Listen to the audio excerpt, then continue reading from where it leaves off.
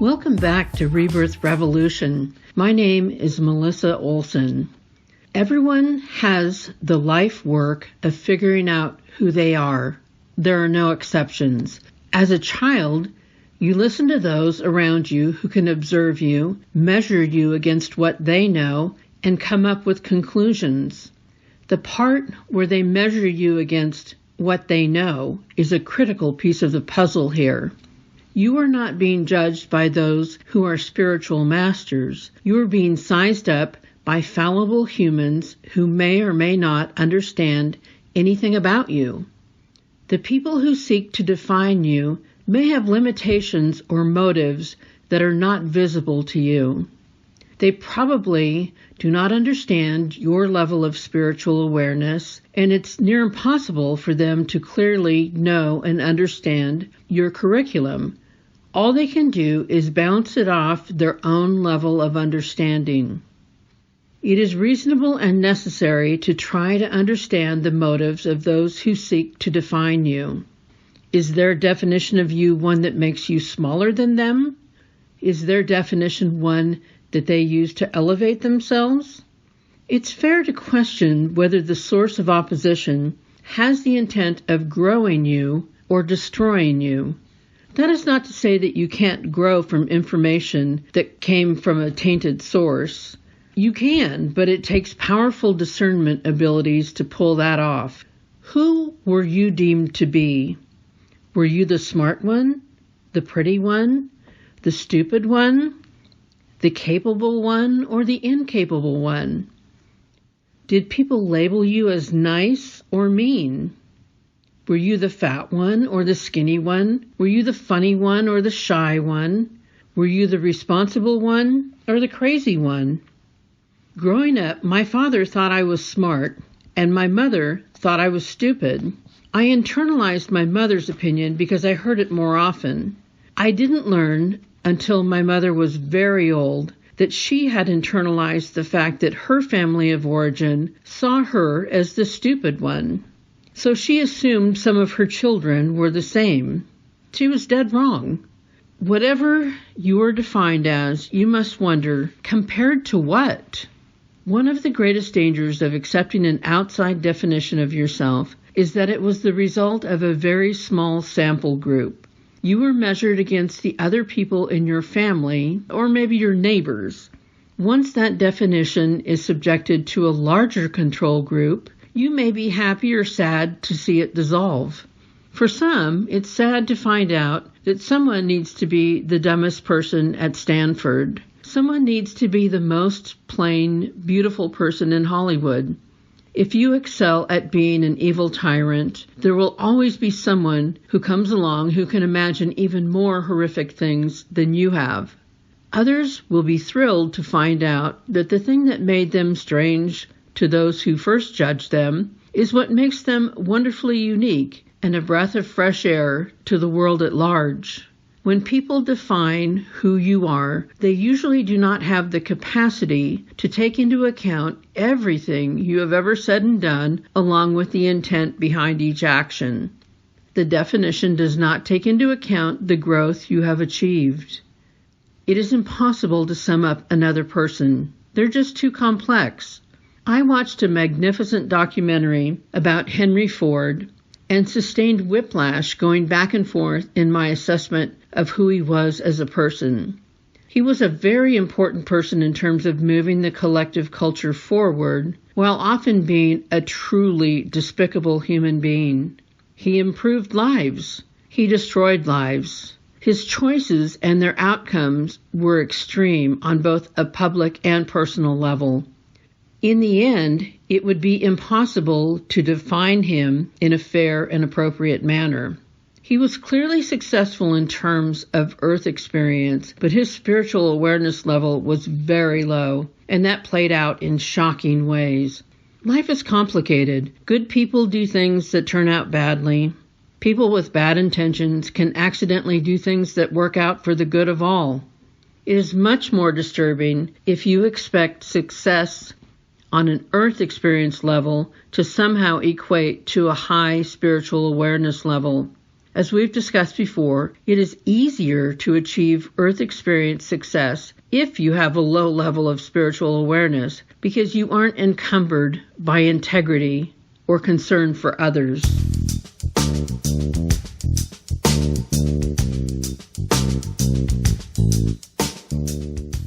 The definitions that others have of you can serve as fuel or they can serve as shackles. It all depends on the type of person you are. Are you willing to accept what someone else thinks, or are you one of the people who lives to prove others wrong? We are never more aware of how people hold us than when we get back together with them, like at the holidays. If you only saw your family members once a year, you would meet up as entirely new people each time. The year would have reshaped all of you in one or more ways. You would not be in the same place as a person because every single choice you make moves you away from the place you were when the decision was made. Some people over the course of the year may have moved forward a bit. Some may have moved forward dramatically. Some may have moved backwards, but you are all different.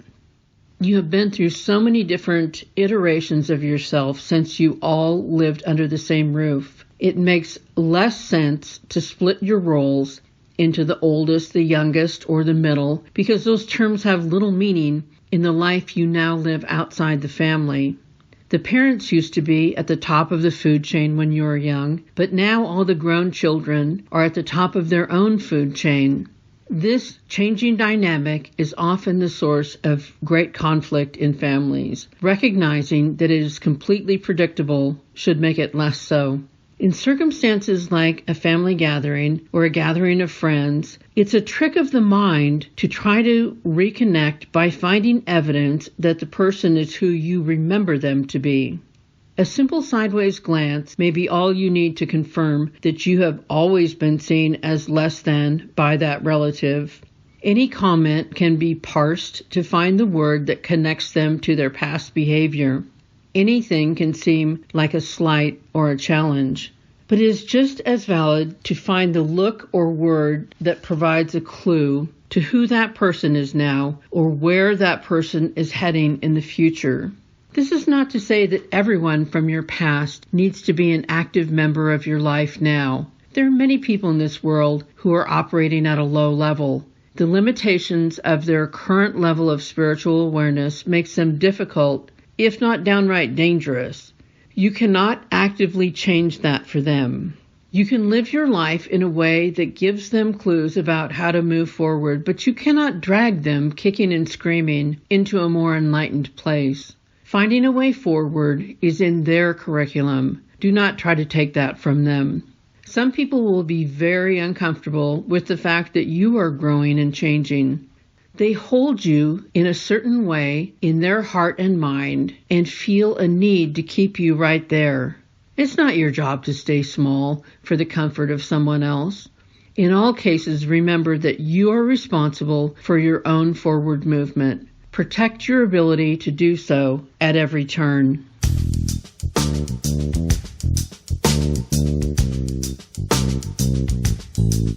With the holidays upon us, I want to talk about some of the concepts as they apply to real life. This first one is really rough. In upcoming segments, we can discuss issues that are way less severe, but let's get the worst out of the way first. I read one letter from a woman who was concerned about the upcoming holiday celebrations because her mother was telling lies about her and actively trying to turn the rest of the family against her. Their history is that the writer was molested by her father when she was a child. The mother knew about it and blamed her. Now the writer is grown, has a family of her own, and is still terrorized by this woman when the family gets together for the holidays. She was wondering how to survive another round. Let's see if we can break this down. There are people in your life who will never be there for you. Those people may be your parents. I can't imagine which is worse, having a father who molests you or a mother who is low enough to blame you. The culture tells us that we must stay in contact and get together with these people, no matter what our past may have been. Is this really what's best? This woman is in the position of being a pattern interrupter. A pattern interrupter chooses to enter into a family that has a toxic, destructive pattern.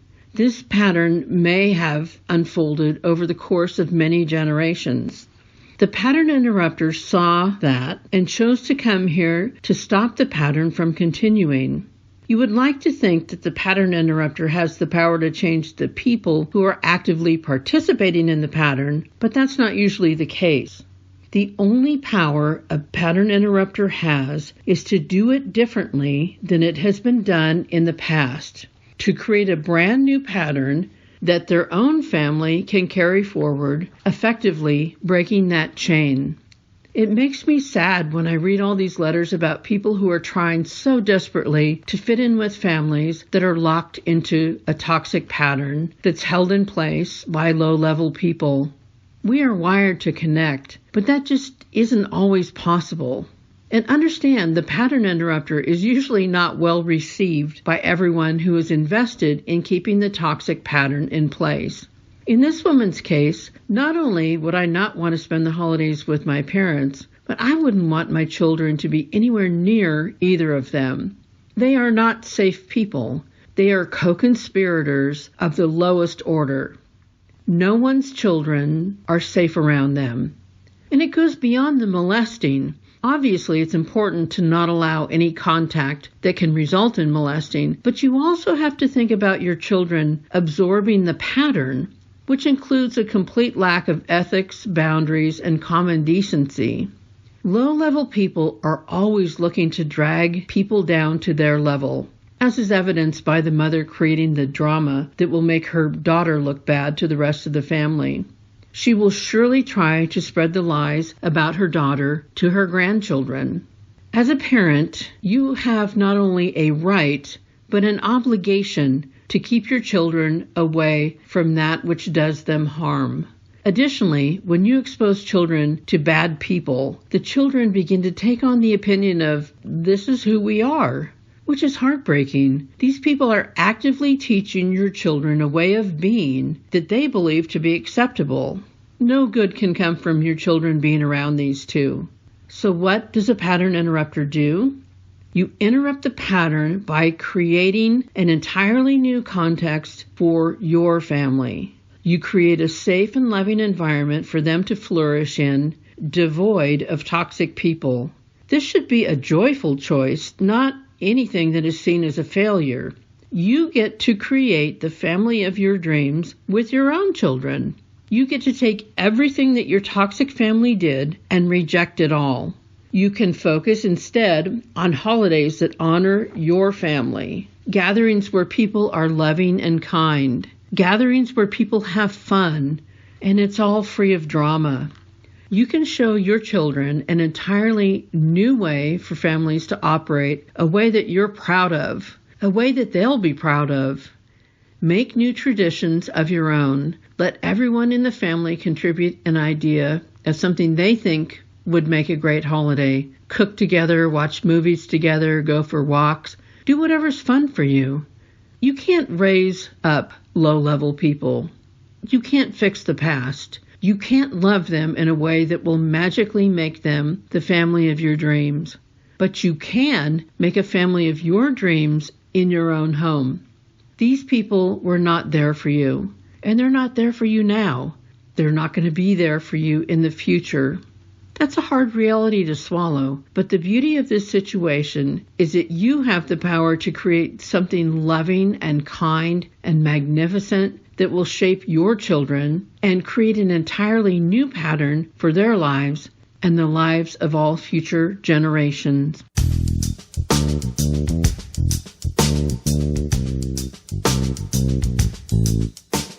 So how does she extract herself and her family from this tradition? I think she can simply let them know, through the easiest means possible, that she won't be able to make it this year. No further explanation needed. Then drop it and move forward with creating the new version of the holidays. It's not her job or destiny to be continually re-traumatized by these people. She didn't come to the planet to be another player in this pattern. If other family members want to get in touch with her, they will. You can always meet for coffee and get caught up. But she doesn't owe them an explanation. And in fact, she shouldn't get into any sort of gossip whirlwind like her mother would. All of this is beneath her. She needs to act in accordance with her own level of spiritual awareness, which we already know is higher because she is the truth teller and is bothered by the toxic pattern. In the rebirth, we will no longer be bound to people or traditions that make us miserable. There is no way to feel anything but miserable when you're trapped in a house with people who are working against your best interest. The fact is, not everyone is deserving of your time and attention, no matter what their relationship is to you. That sounds cold, but it's true. What are her children learning by being in the house of dangerous, toxic grandparents? Nothing good. What are they learning if they're safely in their own home with people who love and support them? Showing up at the house of the toxic grandparents gives strength and legitimacy to them. That's the last thing they need. It would be more likely that they would have time for the self-reflection needed to get to a higher level if they were not propped up by those who they have damaged. In reality, they probably won't ever change, which is not on her. It's just not her responsibility. In a perfect world, we all have families who love us and bring their best to holiday gatherings. Not everyone is that lucky. The world is made better by people who are kind, supportive, and loving, sharing those attributes with others, in turn inspiring them to be more supportive, loving, and kind. The world is not made better by people who are kind, supportive, and loving, being locked in traditions with people who are not kind to them, who are not supportive of them, and do not actually love them. It neither brings the lower level people up or allows higher level people to be immersed in the inspiring behaviors of others. It just turns into a depressing act of self-harm. In the rebirth, let's drop the guilt and sense of responsibility we have for those who have no intention of being decent people, no matter what our relationship is with them. You are not beholden to people who do you harm. It will lift everyone up to know that they are expected in all arenas to be decent people, and that the natural consequence for being a nightmare is that you won't have the company of other people. Natural consequences are almost the only hope you have that those at the lowest levels will choose to change. But that's their problem. You've got your own stuff to work on.